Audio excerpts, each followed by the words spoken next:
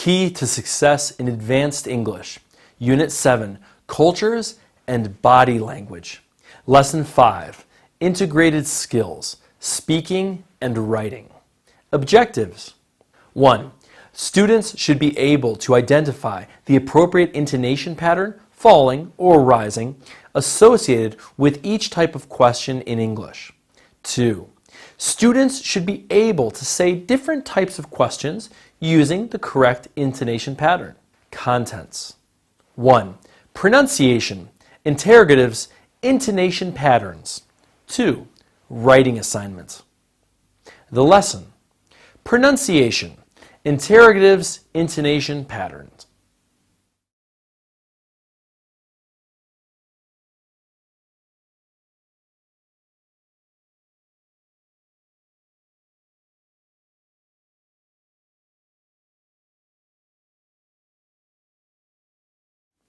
Intonation describes how the voice or pitch rises and falls in speech.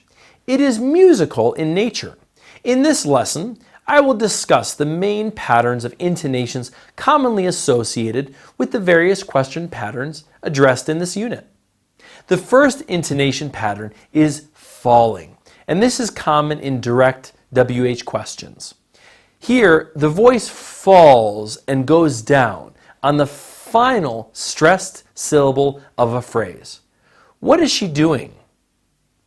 A rising intonation pattern is common in direct yes-no questions. The voice here rises at the end of the question. Are you hungry? There are two intonation patterns associated with question tags, varying according to the purpose of asking the question. If the person asks the question tag seeking agreement, and so it is not a real question just to invite talking, the common pattern is falling intonation. However, if it is a real question by which the speaker seeks confirmation, here it is commonly a rising intonation. Look at these photos. The town has a nice scenery, doesn't it? Stunning, not just nice. You've never been to any of these stunning places, have you? No, I haven't, but I don't mind to try any. No special intonation pattern for indirect questions. They are commonly associated with a flat intonation pattern, typical of statements. I don't know how much it costs. A. Listen to the following conversation and pay attention to intonation.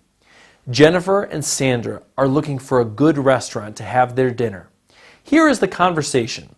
Students listen, but they don't see the conversation.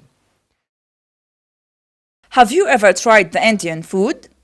Yup, it's terribly spicy, isn't it? You still can order a mild one. I don't know how you put up with it. Let's go to the new Mexican restaurant, shall we? Where is it? In the downtown next to the public library. Let's go. It sounds interesting. B. Listen again and complete the questions. 1. Have you ever tried the Indian food? Rising. 2. It is spicy, isn't it? Falling. 3. I don't know how you put up with it. Falling. 4. Let's go to the restaurant. Shall we? Rising. 5. Where is it? Falling. Then, mark the correct pattern of intonation for each question using arrows. 1. Have you ever tried the Indian food? Rising. 2. It is spicy, isn't it? Falling.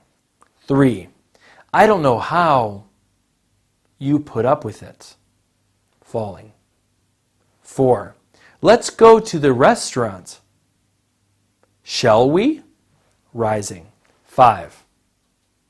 Where is it? Falling. D. Report the first and fifth questions into indirect ones. 1. I don't know if you had ever tried the Indian food. 2. She asked where it was. Writing assignments. Listen to an interview on TV or the internet and do the following. A. Write down 8 to 10 direct questions of different types you hear in the interview. B. Mark the correct intonation pattern as you listen using arrows. C. Change the direct questions into indirect ones. D. Edit and revise your writing using the self-assessment checklist before writing the final draft. Checklist. 1. Does each indirect question begin with a question word? 2. Does each indirect yes/no question begin with if or whether? 3. Do all indirect questions lack subject auxiliary inversion?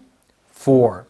Do all indirect questions end with a period and not a question mark?